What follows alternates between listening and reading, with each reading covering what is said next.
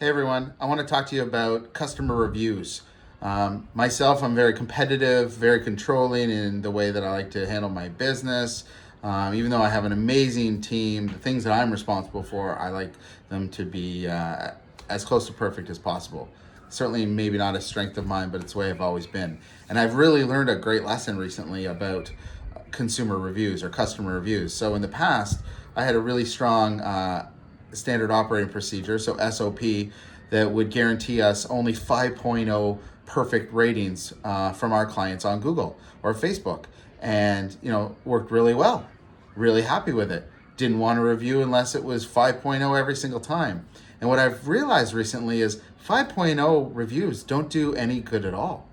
I know it's crazy, like perfect reviews should be the best thing you want, but the consumers, when they're shopping for my service or other services, they don't want to see a perfect score.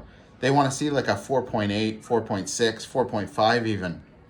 Because what that does is it tells them that the person was happy with the service that they got. However, there may have been one or two small issues, not enough to make it enough of an issue to make them not be happy with it, but it maybe wasn't perfect all the time. And that's okay, because a 4.5 says the customer is a real critical thinker, but they were still happy with your service. That's a review that is valuable. 5.0 says you got your friend to give you a review. You asked a customer that wasn't a critical thinker or didn't have a long-term experience with you or meaningful experience to give you a 5.0 review.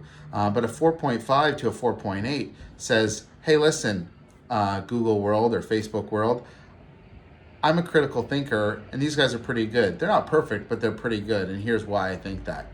The second review that people really want to see is like a terrible review, maybe a 2 point something. Means it was less than average. But here's what they really want to see. They want to go to that review, see the comments from the person, make sure that it's something that they want to make sure that they don't experience or they protect themselves against. But more importantly, they want to see the comment back from the business. So if my business got a 2.0 rating, they'd want to see what our company says to that person after they leave that rating. How do we handle it? How do we address it? Because you know what? We're all human. And maybe people aren't always going to be happy. But how do we deal with that? Like yeah, we're less than perfect, but do we own the mistakes? And do we try to rectify it the best that we can? So those are the kinds of reviews people want to see. Certainly you want to have all of your reviews being positive. But if they're not, make sure that you handle them well. Secondarily to that, if you're going to have an SOP like myself to go out and get good reviews, try not to get 5.0 reviews. Let's go for some 4.6s, 4.7s, because that's a review that somebody actually feels is credible.